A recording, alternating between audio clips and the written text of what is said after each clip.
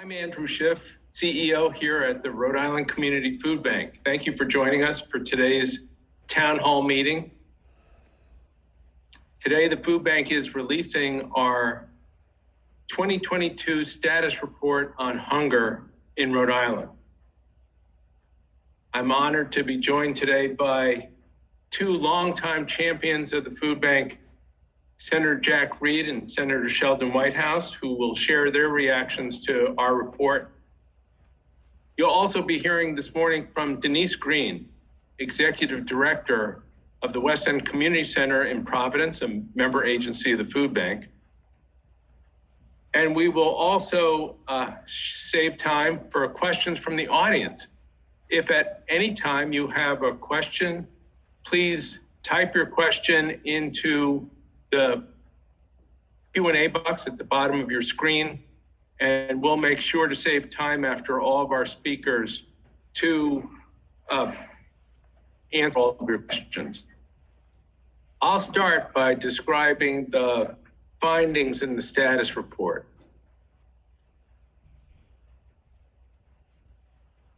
Everyone is feeling the effects of inflation. It's the headline in the news almost every day, and it was certainly an issue in the midterm elections. Some households cope with inflation by finding new ways to economize or borrowing from existing savings, but that's not an option for low-income families. With limited resources to begin with, household budgets are squeezed by higher rents, higher utility bills, and the high cost of food. In the status report, we show that food prices in Rhode Island have gone up by 13% in just the past year. And every kind of food costs more, even basic items like bread and cereal and milk. Household incomes that once covered all the expenses and fed the family now are depleted by the third week of the month, when there's no food left in the house and no money to buy more. Today, 31% of households in Rhode Island are in this situation. They can't afford adequate food, 31%. That's the finding from the Rhode Island Life Index, an initiative of Blue Cross and Blue Shield of Rhode Island and the Brown University School of Public Health. Researchers at Brown have conducted the Rhode Island Life Index for a number of years now, so we can compare the current level of food insecurity to past years. Let's look at the first slide.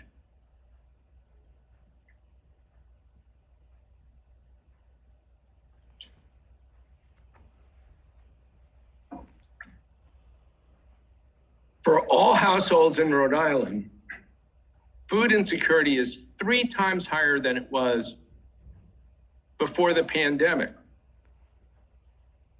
After the outbreak of COVID-19, there was a dramatic increase in food insecurity in Rhode Island, but food insecurity is even higher today. Think about what that means. After the outbreak of COVID-19, unemployment in Rhode Island increased dramatically to 18% as businesses closed and laid off employees. Today, the economy has rebounded. There are actually more job openings than there are workers. And unemployment is below 4%. People are working. The problem is that for many workers, their wages can't keep up with the high cost of living. As shocking as it is to see that nearly 1 in 3 Rhode Island households can't afford adequate food, the rate of food insecurity is even higher in communities of color.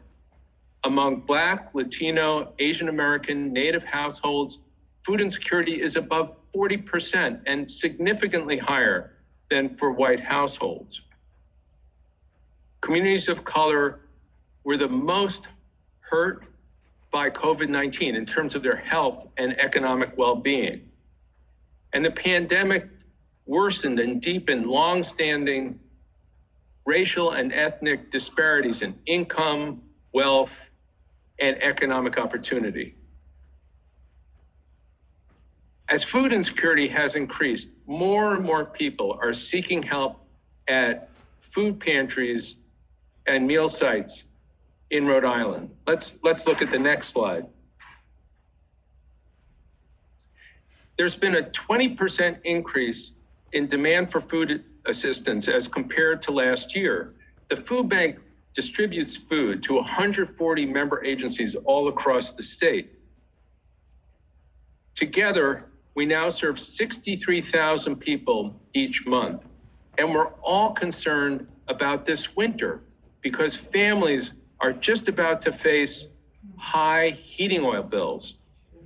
The price of heating oil in Rhode Island has increased by 43% from last year.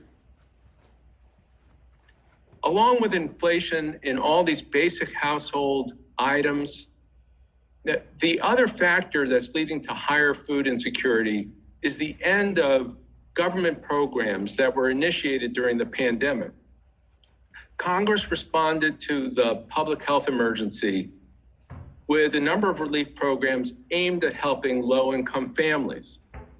They expanded the child tax credit, giving $3,000 for each child between the ages of 6 and 18, and $3,600 for each child under age 6.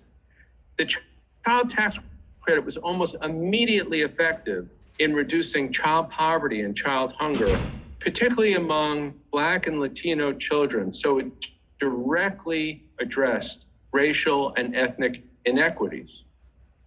Congress also made school meals, both school breakfast and school lunch, free for all students.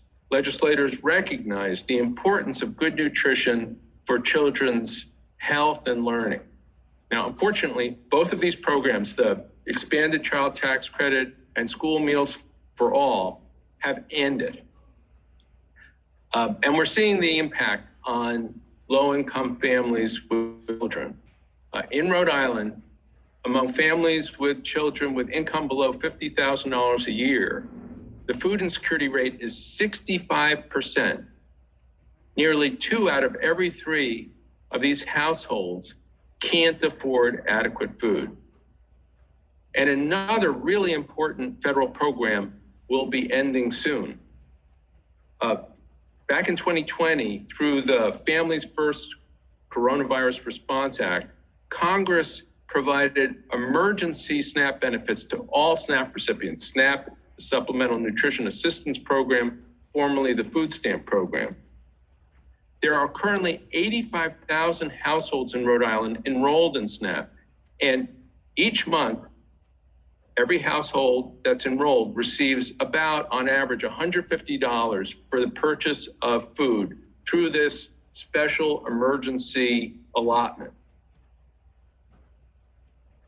Unfortunately, that is going to go away when the end of the public health emergency is announced, likely this spring. And that's just terrible timing given the high cost of food. So we hope that Congress will recognize the crisis facing low-income families and invest in these programs that have proven to be effective at preventing hunger: the expanded child tax credit, school meals for all children, and higher SNAP benefits. Food security should be a bipartisan issue, but I'll leave that question to our guests, Senator Jack Reed and Senator Sheldon Whitehouse. And now it's my pleasure to welcome Senator Jack Reed. Senator Reed, thank you for being with us this morning. Well, thank you, Andrew, not only for your presentation this morning, but for your great leadership at the food bank. And obviously, I'm very pleased to be with my colleague, Senator Sheldon Whitehouse and Denise Green from the West End Community Center, to call attention to the fact that food security remains one of the most critical issues for thousands of Rhode Island families. During the COVID-19 pandemic, we made a concerted effort to ensure that the most vulnerable people in our communities were not forgotten and they got the nutrition assistance they needed. The investments we made and the extraordinary efforts of the Rhode Island Community Food Bank and other local organizations made a real difference. But the 2022 status report on hunger in Rhode Island is a stark reminder that the end of many pandemic-era assistance programs, combined with higher grocery prices, is affecting the ability of many families to access healthy food. There are simply too many hungry families in Rhode Island and across the country. We've got to respond to these challenges and make sure that we don't lose ground in these uncertain economic times. And that's why I'm pleased we're making a $2 billion federal investment that will go towards feeding people, including $471 million to help states purchase food from local producers to be distributed to those in need. $471 million also for the purchase of foods for school meals. Supplemental $943 million for the Emergency Food Assistance Program, which will help food banks across the country serve more people. Together, more than $2.2 million in supplemental emergency funds are headed to Rhode Island, on top of the emergency funds that Congress appropriated in the American Rescue Plan. Now, that is a substantial investment, but higher costs are limiting the purchasing power of families and food banks. So again, we've got to tackle these issues in a comprehensive way. We need to renew our commitment to our flagship nutrition programs like SNAP and work to expand them rather than cutting them. We also need to help low-income families meet other expenses, like the cost of heating their homes. And that is why I've long led efforts in the Senate to support the Low-Income Home Energy Assistance Program. I'm pleased that we were able to work with President Biden to secure an extra $1 billion to LIHEAP earlier this year. Money is fungible, and if we can decrease folks' energy costs, that opens room in their budgets for food, medicine, and other necessities. Addressing food insecurity will take collaboration between both public and private entities to reach our goal of a stronger, safer, healthier Rhode Island. The work of the food bank and its volunteers, staff, and community partners is so critical. I will keep working in the Senate to ensure Rhode Island has the resources it needs, and I know that Andrew and the entire Rhode Island Food Bank team will continue with their tireless efforts to assist Rhode Islanders who are struggling to make ends meet. And my effort, I know, will be doubled by Senator Whitehouse and our colleagues in the United States House of Representatives. So thank you. And with that, let me turn it back to you, Andrew. Thank you, Senator Reed. I really appreciate your leadership on these issues so much. And it is very reassuring to hear that the LIHEAP is ready to help low-income families in Rhode Island right now be able to afford heating oil. It's so important. Now it's my pleasure to welcome Senator Sheldon Whitehouse. Senator Whitehouse, thank you for being with us this morning. Thank you so much for being with us this morning. I understand that you have plans a little bit later to serve lunch at Amos House. So thank you for taking the time to be here. My pleasure to be here. I'm a great admirer of the Rhode Island Food Bank. Andrew, you and your team do a truly amazing job. The work you do is essential. You are a part of the essential architecture and infrastructure of relief for so many Rhode Island families. And as we've often seen, families go from contributing to food banks to needing food banks very rapidly as our economy goes through these dramatic shifts. Obviously, we have seen COVID knock down supply chains that were very long and delicate. And as those supply chains rebuild, it has caused prices to rise. And far away on the other side of the world almost, we saw Vladimir Putin send an army across the Ukrainian border to start a completely unprovoked and cruel war against the Ukrainian people. And that has caused upheaval both in oil and gas markets and in food and grain markets, because Ukraine is a breadbasket of the world. And that too has sent shocks that are felt all the way here to Rhode Island, where so many families are seeing prices rising at the market. So the work you're doing is particularly important right now as we try to redress the attack on Ukraine and try to rebuild those supply chains. I would not only echo what Jack said, but I'd also want to put a particular highlight on his particular work, both on LIHEAP and on housing costs. Different senators have different lanes on different issues in Washington, and there's simply no doubt that our entire Democratic caucus looks to Jack's leadership in terms of expanding LIHEAP and supporting housing programs, which are essential to the bottom line for so many families. So I want to particularly salute him. We are working not only on food security issues, but the family budget being the family budget, things can go to a lot of different places. And we've worked very hard to reduce student loan debt. The president has announced a program to reduce student loans. And unfortunately, Republicans have taken him to court, and we have to await the outcome of that litigation before the student loan relief can go forward. But in the meantime, there are programs that we have pushed very hard to allow people who went through college, got student loans, and then went into public service to get those loans reduced. And we're seeing that happening already in Rhode Island. With respect to pharmaceutical and healthcare costs, for the first time, Medicare is going to be able to negotiate with the pharmaceutical industry. And as you know, Walmart brags that they bring you low prices every day. Well, the way they do that is by being really big and having a lot of negotiating power and being able to force prices down. Well, guess who's really big in healthcare? Medicare is. And now with the authority to negotiate, they'll be able to drive pharmaceutical prices down. And when that happens, it'll happen, I think, across the board for everyone. And we continue to support the Obamacare, the ACA Affordable Care Act, health program that continues to expand in Rhode Island and provide access to affordable health care. Last, in addition to LIHEAP, which is Jack has done such wonderful work on, we've also been fighting to get gas prices down. The gas prices were made artificially high by the oil and gas industry, plain and simple.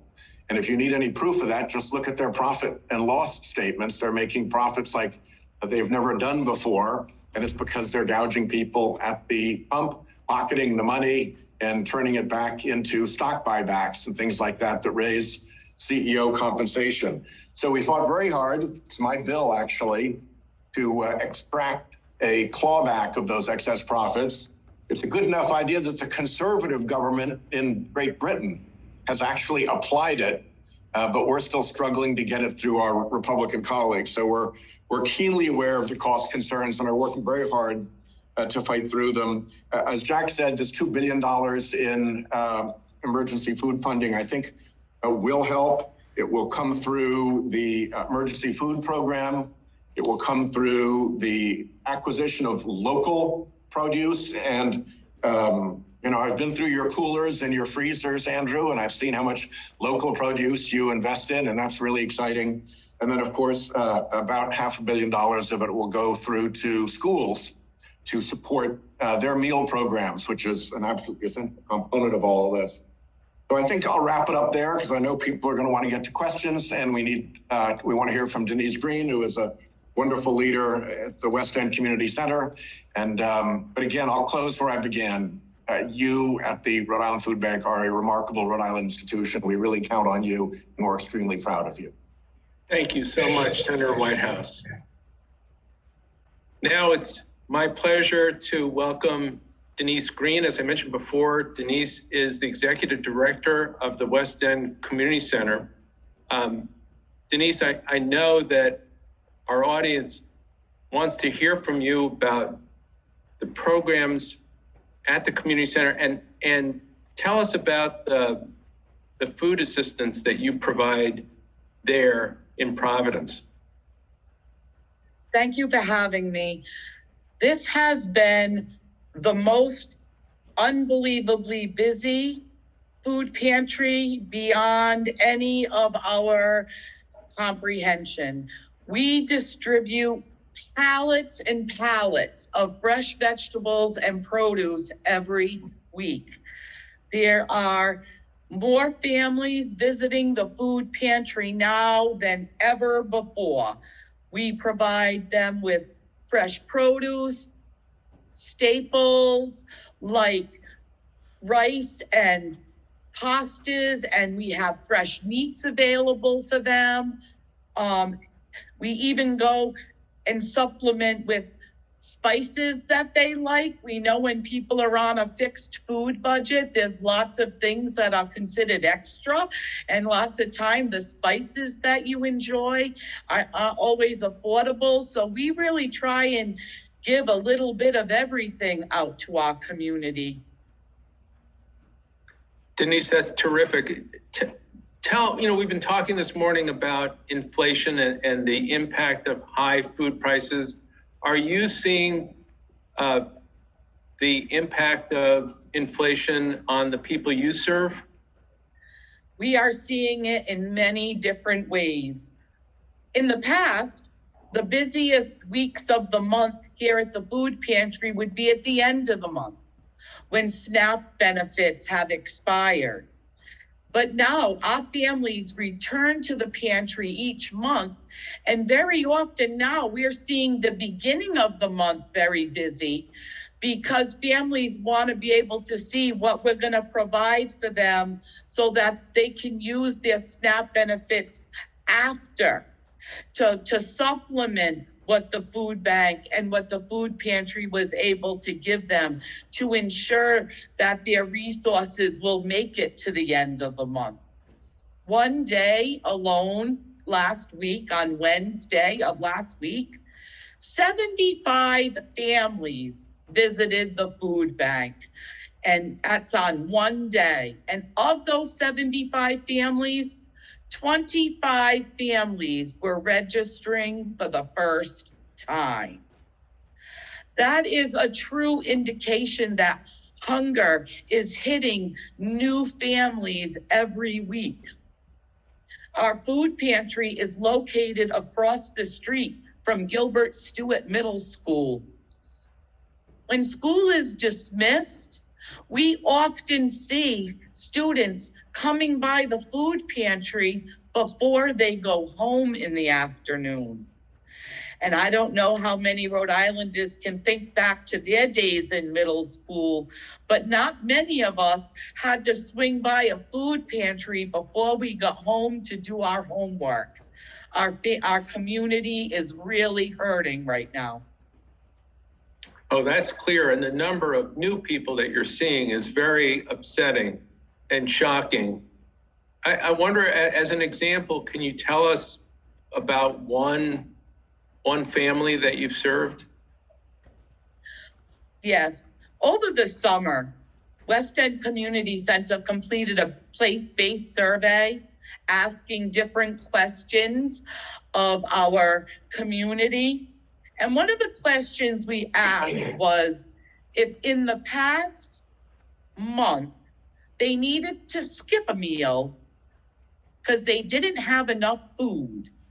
And I was talking to a young mother who went up to the poster and put her dot on yes, and turned to me and said, "Not the niñas, not my kids." Because these are the decisions Rhode Islanders are making every day. Am I going to be able to eat today, or am I just going to be able to feed my kids? Thank you, Denise. I mean, we know that that's true, that parents protect their children whenever they can and will go hungry first. Thank you. I think as we've been talking, the folks in the audience have been typing questions into the Q&A box. I want to have a chance to get to those questions now. So I'm going to welcome Lisa Roth-Blackman, our Chief Philanthropy Officer at the Food Bank, who's been monitoring the questions and can pose the questions to us, and Senator Reed and Senator Whitehouse, if you come back on, the four of us can be on screen. And Lisa, welcome. Hi, everybody. We do have some questions, so I'm going to start with one that I think maybe Senator Whitehouse, you can start, and Senator Reed, you can respond as well. And the question is, there was a direct correlation during the pandemic with an increase in public assistance to families in need and a decrease in food security. Given the upcoming political reality in DC, can we realistically expect an increase in federal assistance over the next 24 months? Well, as Andrew said, it would be terrific if food security for American families were a bipartisan concern, and we could work together to try to make sure that no family in the United States of America, this enormously wealthy country, had to experience food insecurity. But regrettably, as Jack and I too often see in Washington, that is not necessarily the case. And we do have to struggle to find our way through. It's very hard to tell now how the House, under Speaker McCarthy's leadership, will respond to legislative issues. We're hearing that they want to focus on investigating Hunter Biden and trying to be as aggressive as possible with the White House in various areas and not focus intensely on legislation. So remains to be seen whether that's just preliminary talk, and when things settle down, they listen to calmer voices and agree to sit down. A lot of this comes through the appropriations process, and there has been a tradition among appropriators to, I would say, be among the least partisan, because they have to work together to get the appropriations bills out. And though one can hope that on the House side, that will be the case, certainly under alternating Chairman Leahy and Chairman Shelby, or Ranking Member Leahy and Ranking Member Shelby, the Senate Appropriations Committee, which Jack serves in a very senior role on, has often been the forum where breakthroughs took place and solutions to partisan deadlocks were forged.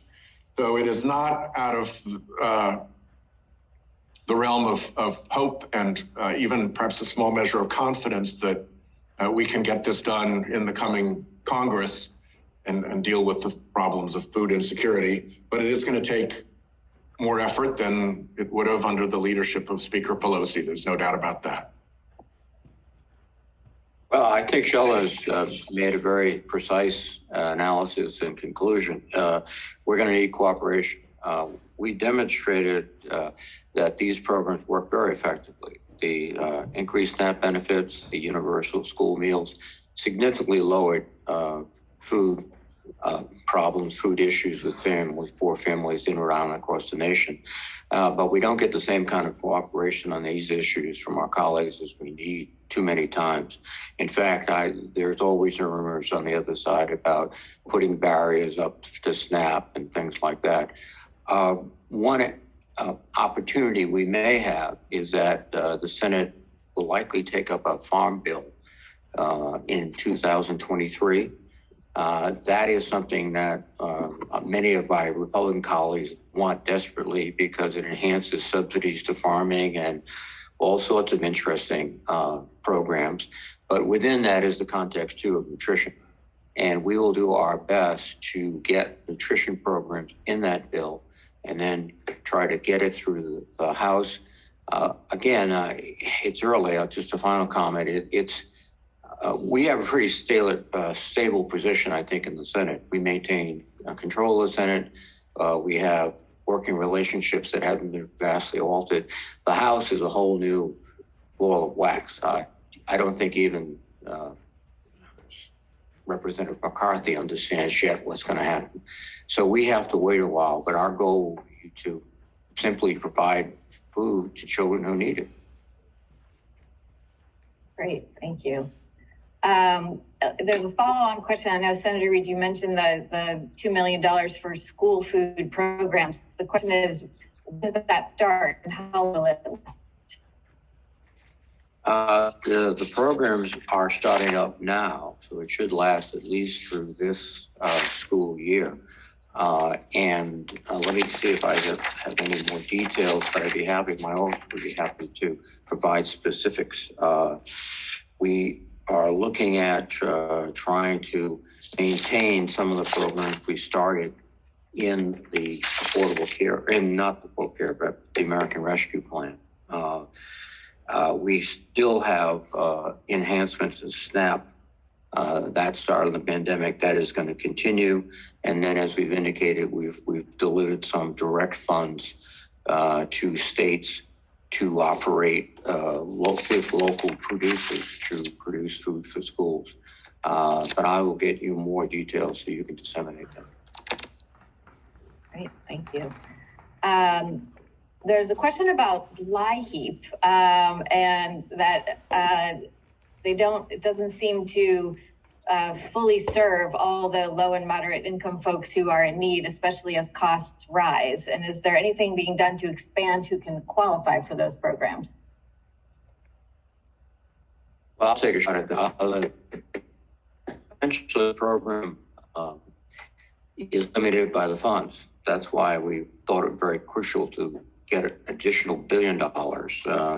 What happened is many of us contacted the White House directly. They included $500 million extra in their supplemental budget. And then the House and the Senate, Speaker Pelosi and Leader Schumer, doubled that to $1 billion.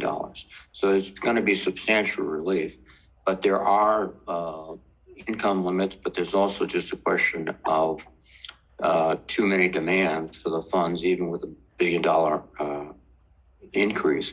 I must commend the local community action agencies. They do a remarkably good job of reaching out, of qualifying people, of identifying people who are qualified but may not know it, and getting them funds.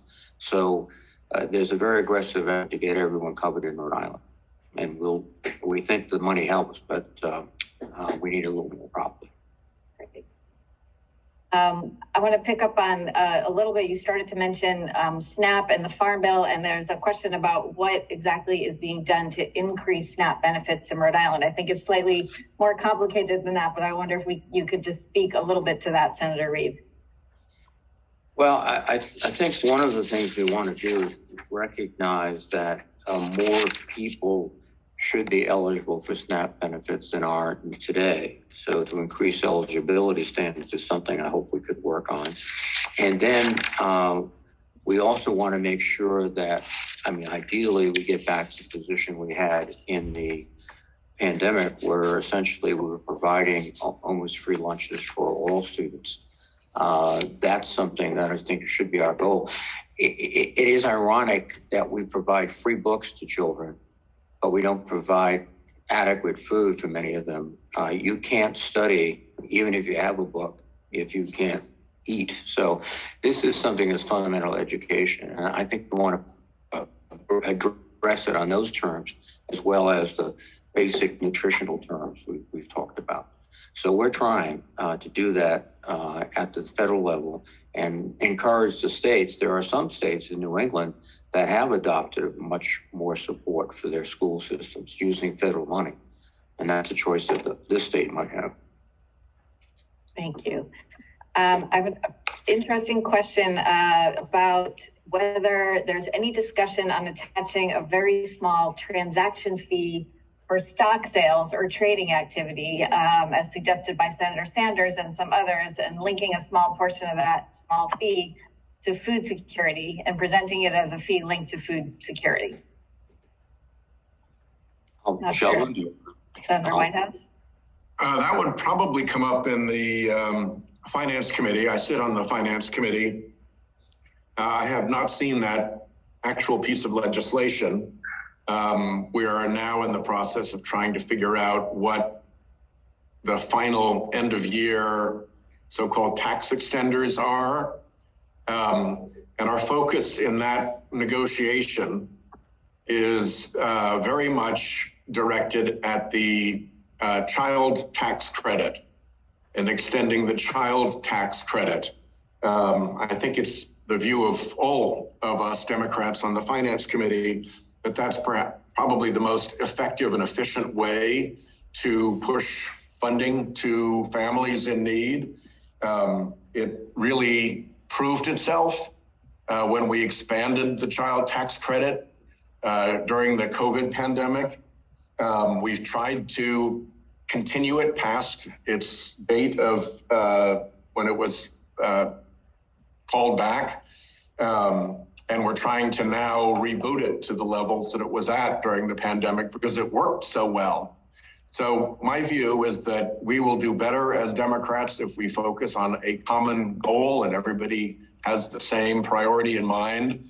And I've heard from a great many Rhode Islanders and our community action groups and indeed the food bank itself that this child tax credit is a very, very important place to push as our priority. So that's where we're pushing as our priority.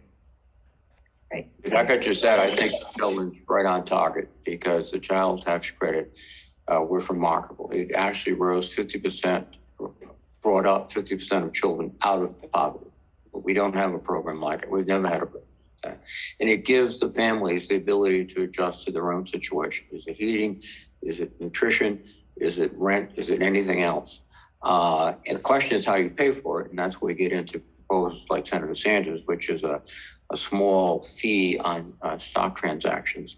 That's been looked at, and we have to answer some serious questions. Does it cause disruptions? Is it something that would be inefficient, et cetera?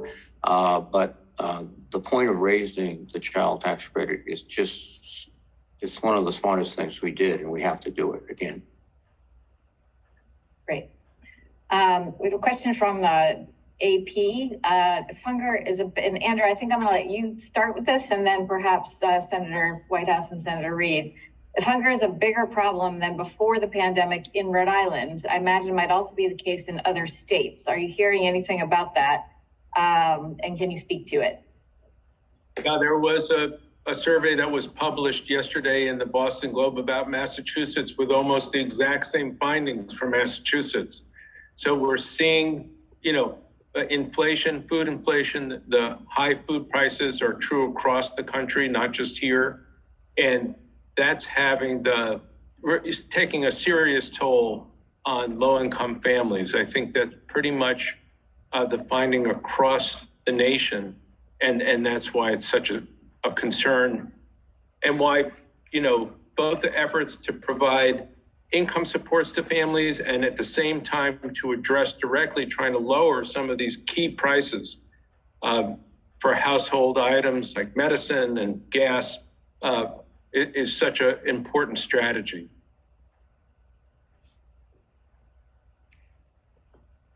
I'll just say a word here is that these price increases are a result of many factors, and Sheldon's mentioned several of them. And one of them comes right up his alley, if you will. That's climate change. The Mississippi River is so shallow that to move a barge of wheat is significantly more expensive. So the cost of transportation to the markets and the cost of growing because of fertilizer problems caused by the war in Ukraine are such that the price is going up. There are other factors too. Turkeys, for example, are very expensive this Thanksgiving. One of the reasons is that there was an outbreak of bird flu. Over 40 million turkeys were killed. Production's down 7%, prices go up. So we have these factors to deal with also, and we're trying to reconstruct the supply chain. We've got to get with that work too. But I think the other thing it does is we have to, and I'm echoing Senator Whitehouse here, we have to think down the road about how do we grow things most sustainably? How do we grow them locally? How do we produce more vegetables and fruits here in Rhode Island so we don't have to ship it across country or across the world? And that's something we have to look at too. Great. There's a question about the role of Rhode Island state government and how does it coordinate, does it leverage federal funds, and is there a coordinated effort? So Andrew, I wonder if maybe you can speak to that a little bit of sort of how the federal funds come down through the state, and then we can let Senator Reed or Senator Whitehouse jump in and add to it. Well, just one really important initiative, which we haven't mentioned this morning, but I want everybody to know about, is that the General Assembly allocated $20 million in ARPA funds. And one of the priority areas is food insecurity. And that money is being allocated in grants by the Rhode Island Foundation. This morning, they just announced some of the grants, and we were thrilled to see that the food bank itself is getting $150,000 all for food so that we could just keep up with the demand. But we're really happy because a lot of member agencies of the food bank are going to be able to access those funds too for really important expansions so that they can increase their capacity also to serve the community. Well, if I could do that, the state has done a remarkably good job of taking federal funds and putting them to the places that are needed most desperately. And food, nutrition is one of those funds. At the federal level, we have programs that we regulate. So as a result, during the COVID pandemic, as I indicated, as Sheldon indicated, we essentially provided school meals for all with a waiver from USDA. We also increased emergency SNAP benefits by 15% and increased also the maximum benefits household can secure. And we provided extra WIC benefits too. But now those programs generally have been stopped. And we're trying to revive some of them. But at the meantime, the state still has significant resources to devote to food nutrition. They have about a $600 million surplus. And they're also getting support in other ways that might free up money. For example, in infrastructure, there's a significant amount of money. And Sheldon was one of the leaders on the green infrastructure that's coming to Rhode Island. That's billions of dollars that not only will make a positive difference, but will give the state more flexibility in other funding.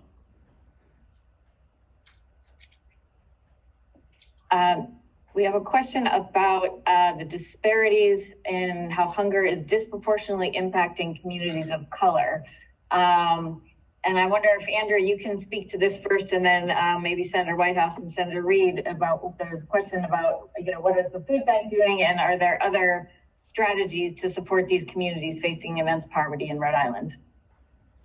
Well, there's no question from the data that we're presenting in the status report that communities of color have much higher rates of food insecurity, and it reflects both the way those households were harmed by the pandemic, both health-wise and in terms of their earnings, but also there have been long-standing racial and ethnic disparities in Rhode Island. And, we're just seeing those issues, those inequities clearly in the food insecurity rates today.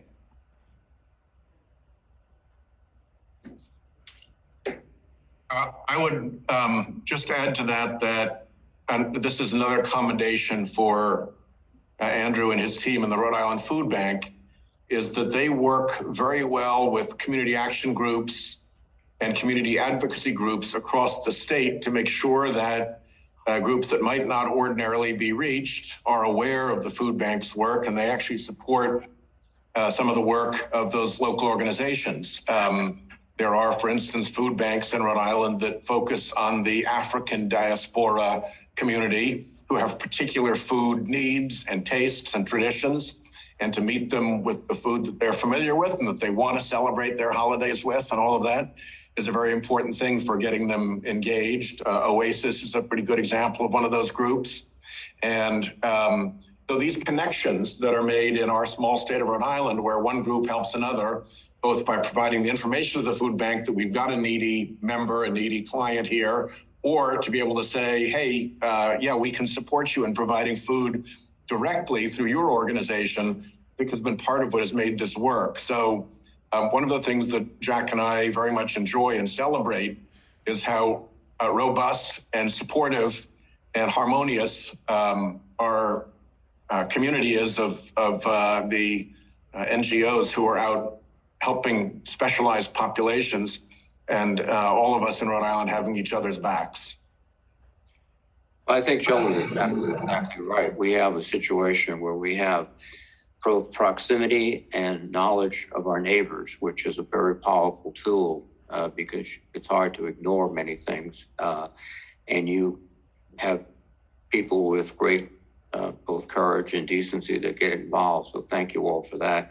But as Andrew pointed out, this is a systemic historic problem, and it's not a function of poor nutrition alone. It's housing, it's job opportunities, it's nutrition, it's education, it's daycare. There are a lot of situations where minority families cannot afford daycare. It's very expensive. And that's keeping one of the caregivers at home and not working and not raising the family income. So we have to address this across the board. And I go back, and then one of the first steps, and I think, again, Sheldon was right on, is this low income tax credit. Because what it does is it would literally give people on a regular basis resources so that they could decide, is it a challenge of food? No, we're fine there, but our rent has to be satisfied. And so that's one first step, I think, but this has to be treated as a systematic problem, not just, nutrition.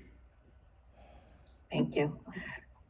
Denise, there's a question for you about when folks come into the pantry, do they also have the opportunity to receive other supportive services to navigate other things they might need, and also to get nutrition and health education when they come? Sure. West End Community Center is part of the Unite RI platform, which is a platform to place referrals out for any other resources that we don't do in-house. We have been blessed with funds from the Rhode Island Foundation to help meet those other social determinants of health for our community. So after we provide them with the food they need, sometimes it's hooking them up with CCAP for their utility relief, or some funds where they can go to help get some rent relief. So we like to think as the food pantry is you come to us and we develop the relationship and then hook you with the other services that we don't provide in-house. Great, thank you. We have a question from the Newport Daily News about undocumented and underdocumented refugee and immigrant communities in Newport. And that there may be 6,000 or so Spanish-speaking workers and families in Newport lacking documentation to access programs like LIHEAP and SNAP. Andrew, this is directed at you. How does organizations like the Food Bank support these communities?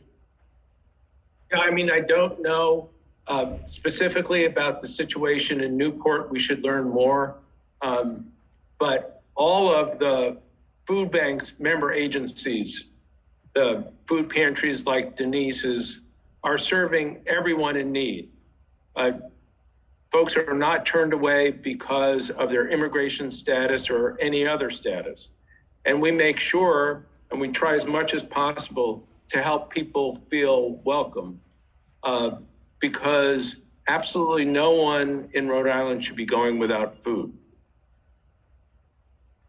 Great. There's a broad question here. Maybe I'll let everybody touch on this one. What will it take to end hunger in Rhode Island, or come as close to doing that as possible?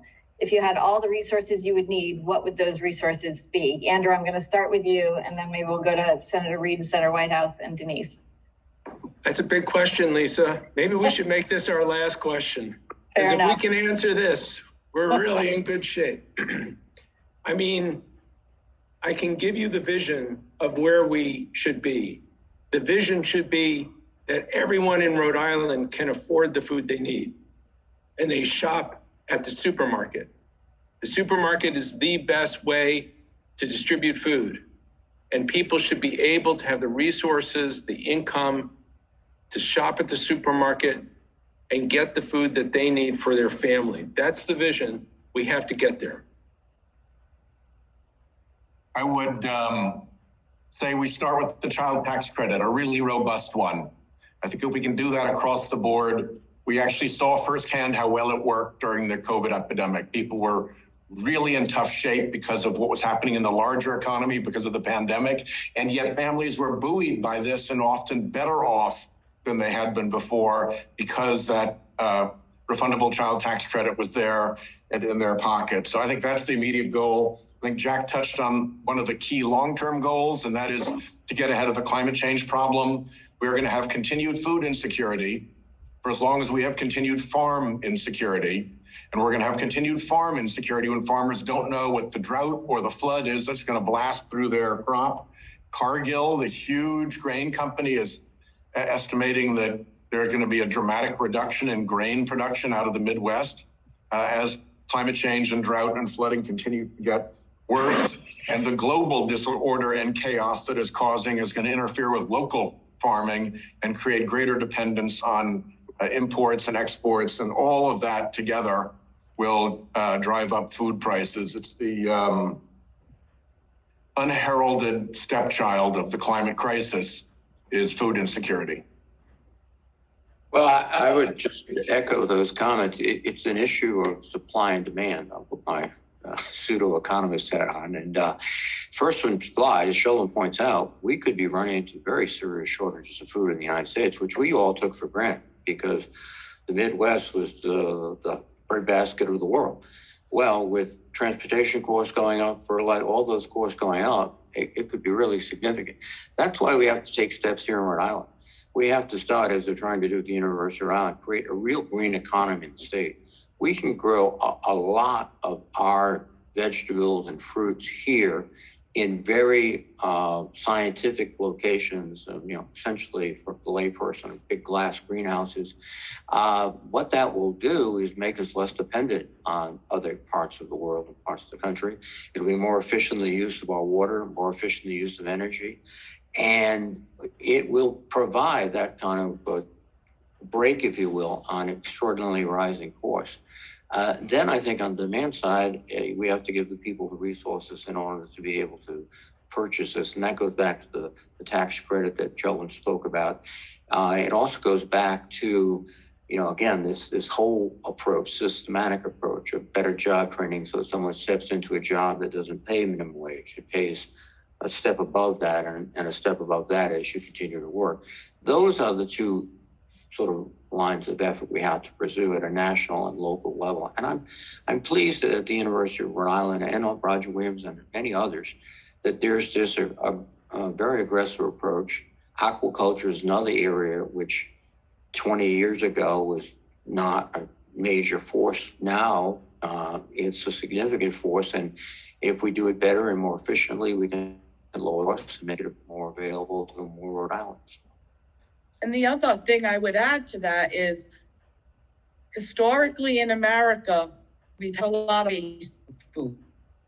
And gotten a part of feeding America, moving the produce and the breads out of the grocery stores before they go bad and get wasted, and ensure they get to the food pantries and to the people who need it most.